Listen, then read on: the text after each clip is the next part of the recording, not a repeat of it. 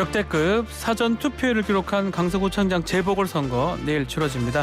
미니 총선이라 불리는 만큼 선거 승패에 따른 후폭풍도 상당할 듯한데요. 더불어민주당 김두관 의원과 말씀 나눠보겠습니다. 안녕하십니까 의원님. 예, 반갑습니다. 김두관 의원입니다. 네, 자 내일 강서구청장 본투표가 있습니다. 최종 투표율 어떻게 예상하시는지요? 당에서는 한 45% 내 정도로 예상을 하고요. 예. 투표율이 40%를 넘어선다면 우리 민주당이 우세하지 않을까 하는 그런 입장입니다. 사전 투표가 이제 22.64%를 기록을 했는데요. 예. 역대 재보궐선거 중에 가장 높은 수치입니다. 여당에서는 좀 달리 해석하더라고요. 보수 결집, 민주당 심판 이렇게 얘기를 하던데요. 저도 현장에 두 차례 가봤습니다만은 그 사전 투표 현장에 이제 40, 50대가 좀 많았다고 생각이 들고요. 아무래도 이제 윤석열 정권 1년 6개월에 대한 국정 전반에 대한 심판 성격이 좀 강하거든요. 네.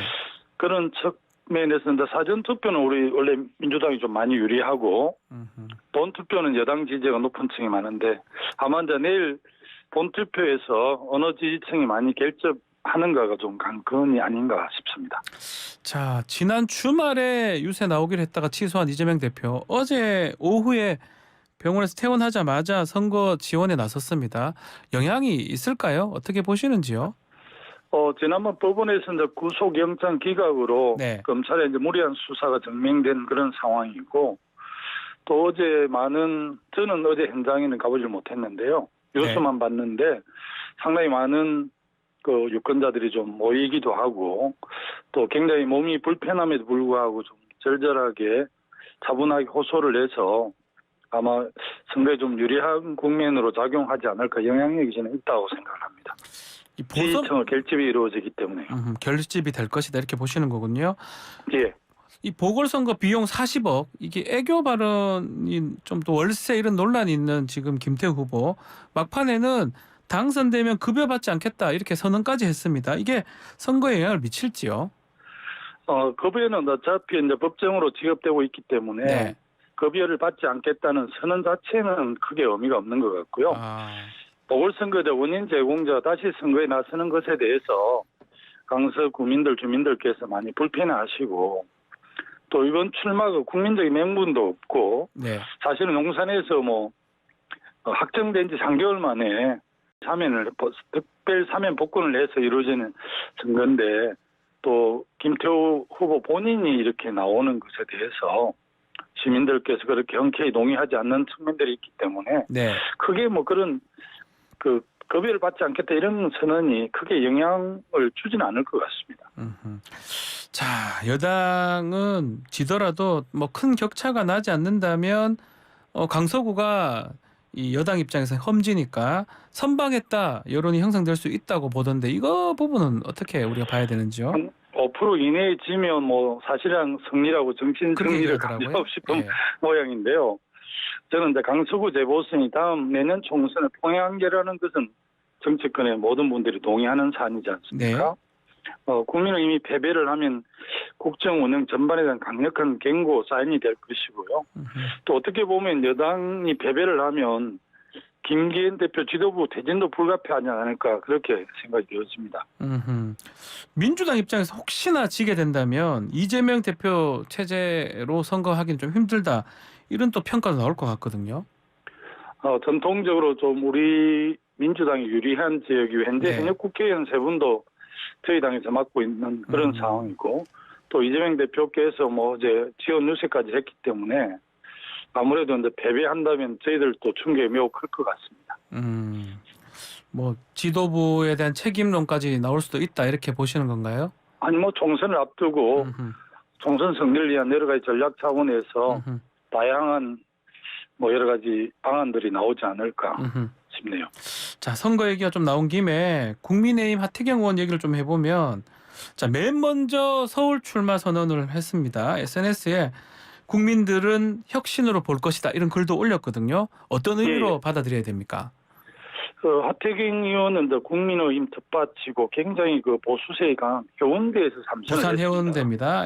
그리고 또 상당히 잘 알려진 중진이고 이런 분이 서울 출마를 선언해서 저는 뭐 검사 공천을 피해서 미리 나온 거라는 평가 저라도 있지만 저는 서울 출마를 굉장히 가볍게 봐서는 안 된다고 생각을 하고요. 아하. 또 국민들의 시각에서 볼 때 이것은 굉장히 배나하고 정치적 이상으로 익힐 공산이 좀 큽니다. 네. 그래서 우리 민주당 중진들의 보신주의에 대해서 국민들이 좋지 않은 시각을 갖고 있기 때문에 우리도 기득권을 내려놓고 핵심 경쟁에 뒤처져서는 안 된다는 입장입니다. 뭐 검사 공천 밀려서 온 것이다 이런 거 상관없이 예. 잘 결단한 것이다 이렇게 보시는 거군요. 예, 설마 뭐 어젠가 홍준표 대구광역시장이 선당 우사가 아니고 뭐 제 살 길을 찾는 것이라 이렇게 두 분 간에 특별한 관계인지는 모르겠는데 네. 저는 뭐 굉장히 이 하태경 그 삼선 중진위원의 서울 출마를 국민들은 그 핵심이라고 이렇게 바라볼 것으로 저는 그렇게 이해를 합니다. 국민의 눈높이가 매우 중요하다고 생각을 합니다. 우리 김두관 의원님은 초선이 김포고 재선 때 양산으로 가셨던 거잖아요. 예, 그렇습니다. 그 당시 양산이라면 좀 민주당 입장에서 험지다 이렇게 봐야 되는 거 아닌가요? 예, 그래서 사실은 여론조사에서도 네.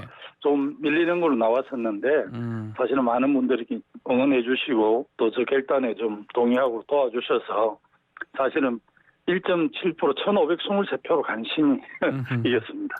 자, 그렇다면 민주당도 지금 좀 뭐 쉽게 볼 게 아닌 게 홍익표 원내대표가 지금 자신의 지역구 아닌 서초을 출마 선언하면서 험지 출마 좀 해야 되는 거 아니냐 중진들이 하고 있는데 어떻습니까? 아직 그런 얘기는 별로 없는 것 같습니다. 민주당에서. 예, 홍익표 원내대표 큰 결단을 했고요. 예. 성동에서 이제 서초을 험지로 결단을 했고 또 김부겸 총리나 김현춘 장관 같은 분들이 좀 쏟아져 나와야 한다고 생각을 합니다. 아하. 저는 2024년 내년 총선이나 26년 지선, 27년 대선에 승리하려면 저는 핵심 공천이 반드시 필요하고요. 저 개인적 생각이긴 합니다만은 3선 이상 다선 의원들이 험지, 충청이나 영남으로 옮겨서라도 네. 당에 헌신해야 된다 생각하고 두 번째로는 초대선 의원이라도 당에 무리를 일으킨 의원들은 교체하는 게 맞고요. 아하. 세 번째는 시대 감각에 맞고 정치력이 있는 청년 인재를 대거 좀 발탁을 해야 되고 뭐 제 개인 생각인데 네 번째는 호남도 대대적으로 핵심 공천을 해야 내년 총선에 승리하지 않을까 저는 그렇게 보고 있습니다. 지금 뭐 개인적 생각이긴 하지만 뭐 막 공천 얘기 싹 바꿔야 된다 이런 얘기로 들리거든요. 예, 저는 그렇게 생각합니다. 3선 이상은 좀 험지 좀 가고 초재선도 잘못했으면 나오지 말고 호남도 싹 예. 바꿔라. 지금 이런 뜻 아닌가요? 호남에서도 인정받는 의원들의 선택이 되실 거고 네. 호남은 또 우리 더불어민주당의 또 어떻게 보면 한방이라서 좀 안일한 측면들이 있지 않습니까? 네. 필요하다 이 말씀인데 또 최근에 홍익표 원내대표가 당에 도움 안 되는 사람 공천 못 준다 이렇게 얘기한 거 어떻게 해석해야 됩니까? 아마 원내대표가 되고 난 이후에 이제 내년 총선에 대한 걱정이나 국정조사에 임하는 그 자세가 좀 남다를 텐데요. 네. 아무래도 핵심 경쟁이 시작이 되지 않겠습니까? 그런 측면을 애들로 이야기한 게 아닌가 저는 그렇게 이해를 합니다. 자, 지금 가결했던 그 의원들 그거 관련해서 여러 가지 논란이 좀 되고 있는데 뭐 수박 혹시 당도 명단 이 얘기 한번 보셨습니까? 예, SNS에 봤는데요. 예. 저는 참 동의하기 어렵습니다. 예. 김두관 의원님은 당도가 없었죠? 저는 없었던 것 같긴 한데 예. 하나 정도 있는지 확인도 안 해봤습니다. 저는 못 본 것 같아요. 정성호 의원이 이제 친명계 자장이로 알려져 있는데 예. 당도 이제 1이다 나도 하나 있더라라고 얘기를 하긴 하더라고요. 예. 자, 어떻게 봅니까? 옛날에 새누리당 때 이 진박 간별사 논란 때문에 새누리당 선거가 좀 어려웠지 않습니까? 그 당시 새누리당이 압도적으로 승리를 예상했었었는데 진박이다 뭐 그 간별 때문에 네. 민주정당에서 있을 수 없는 일이라서 그것 때문에 그 당시 새누리당이 망한 게 아닌가 싶고요. 네. 저는 선거는 통합하면 승리하고 분열하면 패배하는 큰 원칙이 있기 때문에 그런 측면에서 뭐 당이 다양성을 존중해야 되는 게 맞고 네. 우리는 또 뭐 이렇게 예산 당대표 때 약간 공천 시스템이 좀 정리가 돼 있고 최근에 이계호 의원이 또 공천평가위원회 그걸 맡아서 어느 정도 이렇게 좀 가닥을 잡아놨기 때문에 네. 당원과 국민들이 심판할 거라고 생각합니다. 인위적으로 뭐 누구를 규정해서 그렇게 할 수 있는 건 아니지 않습니까? 네. 자, 그리고 뭐 이재명 대표 지금 이제 사실상 당무에 복귀를 했는데 또 지도부에서는 이 체포동의안 가결 관련돼서 어떤 징계 얘기도 있는데 이 대표가 이제 복귀하면 어떤 조치가 있을 수 있을까요? 저는 보복은 없을 것이라고 생각을 하고요. 통합을 위해서 노력할 것으로 봅니다. 가결파를 색출한다면 총선, 대선도 없다고 생각하고요. 네. 저는 정치는 뺄셈 정치는 안 된다 이런 생각을 갖고 있습니다. 어쨌든 뭐 역대 총선을 보면 분해를 했을 때는 졌고 통합을 했을 때 이겼는데 이걸 뭐 이재명 대표가 모를 리가 있겠습니까? 지금 또 당을 뭐 친명 일색으로 당을 운영하면 또 당에 도움도 안 되고 총선에 도움도 안 된다고 생각하고요. 제가 볼 때 뭐 이재명 대표하고 아주 가끔 통화를 하긴 합니다만. 아하, 통화하십니까? 전혀 뭐 당을 그렇게 운영하겠다는 생각은 안 갖고 있고요. 예. 특히 뭐 어려운 영남 지역에 대해서 내년에 총선에서 의미 있는 승리를 해야 되는 거에 대한 고민들이 많더라고요. 그래서 뭐 저한테 뭐 좀 정보 조언을 구한 건 아니겠지만 혹시 또 뭐 밑에 내려가라고 말씀이 있었던 거 아닙니까? 영남 지역. 아니 뭐 저는 이제 경남이 있으니까요. 네. 아무래도 이제 부울경 그 총 국회의원 현행 40석인데요. 33대 7이고 대구 경북은 25대 0, 호남은 28대 0이니까 대구 경북이 이렇게 3석 정도 차이가 나고 네. 부울경에서 뭐 33대 7이니까 엄청 차이가 크니까 사실은 어떻게 보면 수도권하고 호남 승리만으로 내년 총선에서 저희들이 의미 있는 성과를 거둘 수 없기 때문에 저는 그런 점에서 부울경이 전략 지역이라고 보고 부울경 승리를 위해서 많이 노력을 하고 또 하태경 의원이 또 그런 결단을 했기 때문에 우리도 그에 상응하는 오히려 그보다 더 큰 핵심들이 있어야 가능하기 때문에 염려가 많습니다. 자, 그리고 지난 주말에 신원식 유인촌 장관 임명이 됐습니다. 자, 그렇지만 김행 여가부 장관 후보자 자, 임명할까 말까 이 좀 얘기가 좀 나오고 있는데 어떻게 하는 게 맞다고 보십니까? 아직까지 청문회가 끝났느냐 아니냐에 대한 좀 논쟁들이 있던데요. 아하. 어쨌든 신원식 장관, 유인촌 장관 임명을 보면서 이제 다수 국민들이 상당히 국회를 좀 무시하고 일방통행을 했다고 이렇게 이해를 하고 있고요. 김행 후보자에 대해서는 용산에서 큰 결단을 하시는 게 훨씬 더 좋을 것 같아요. 임명을 하면 또 야당과의 전면전을 선언한 것이 되고 우리 국민들은 막 1년 6개월 동안 뭐 수사, 소환, 뭐 압수수색 이런 것 때문에 국민들 추석 때 만나보니까 정말 불편해 하시더라고요. 그래서 이제는 좀 그 경제 해난이나 민생을 좀 잘 챙겼으면 좋겠다. 이런 입장이 강한데 그런 측면에서도 좀 야당이나 국민의 목소리를 좀 들어주시는 게 국정을 책임진 여당, 정부 여당은 사세여야 하지 않느냐 이런 판단입니다. 자, 김행 후보자 관련해서 청문회 이탈했던 부분 김기현 대표는 민주당이 망신을 준 거다 이렇게 얘기를 하고 있고요. 자, 민주당에서는 오늘 무슨 김행 그 후보자 관련된 개정안을 낸다는 얘기가 있습니다. 아마 우리 당의 신 의원이 아마 그 청문회 파행에 따른 이런 걸 보완할 수 있는 입법을 아마 발의했다라고 들었습니다. 그럼 이제 후보자가 어디 가거나 이탈할 수 없도록 하는 그런 법안이겠네요. 예. 그런 사례가 없고 그게 있을 수도 없죠. 국정에 그 국무위원을 하겠다는 공직자 후보가 청문회 도중에 이렇게 도망간 사례들이 없지 않습니까? 자, 그리고 이균영 대법원장 후보자 이제 부결이 됐는데 대통령실에서는 국민을 인질로 잡는 정치투쟁이다 이런 비판을 했습니다. 뭐 민주당은 부결을 당론으로 하고 투표에 임했기 때문에 민주당 입장이 있을 것 같습니다. 용산 대통령실에서 반듯하고 실력 있는 법관을 부결시켰다 이렇게 이제 발표를 했는데 맞습니다.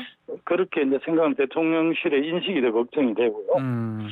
사법부의 수장으로서 갖춰야 될 뭐 자질과 능력이 많이 부족하다라고 우리 그 청문위원들이 평가를 했고 이 문제는 이제 정쟁이 아니라 대한민국 국격의 문제고 또 사법부 수장은 우리 다양한 국민으로부터 존경받는 분으로 좀 추천했으면 좋겠습니다. 뭐 여러 가지 이제 비상장 주식 보유하고 이제 재산 누락도 있고 또 배당 받은 것에 대해서도 뭐 매월 몇천만 원 배당을 받았는데 주식 내역도 잘 모른다고 네. 하고 또 대체로 이제 법원의 평가가 높지 않아서 이제 이 부결한 것에 대해서 더불어민주당이 책임이 크다 이렇게 뭐 이렇게 용산이나 여당에서는 그렇게 주장하고 싶지만 일반 국민들 입장에서 보면 좀 존경받을 수 있는 더 능력 있고 그런 분들을 그 대법원장으로 추천하지 않는 대통령실에 더 책임이 크다 이렇게 보는 입장입니다. 자, 그리고 오늘 국감 시작됩니다. 의원님은 지금 국토위잖아요. 네, 그렇습니다. 지금 국토위 뜨거운 현안은 양평 고속도로가 될 것 같은데 국토부가 변경한 노선이 더 경제적이다 이런 분석을 내놨습니다. 어떻게 보셨는지요? 그것도 국정감사 며칠 전에 예. 이렇게 발표를 해서 참 당황스럽다는 생각이 들고 저는 이 문제와 관련해서는 우리 윤석열 정권이 이명박 정부 시즌2로 이렇게 읽혀집니다. 뭐 평가는 다양하지만 이명박 대통령도 자기 재산 불리느라 뭐 나라 경영에 관심이 없다 이런 평가도 있었는데요. 네. 왜 이런 부분에 대해서 윤석열 정부가 그대로 따라하는지 잘 모르겠고 근데 일반 국민들은 대통령 일가 재산을 열리는데 권력을 이용하고 있다 이런 생각을 하는데 저도 이 양평 고속도로를 역사에서는 부정축제 고속도로 이름 붙일 것이다 이런 생각을 저도 합니다. 부정축제 고속도로요? 네.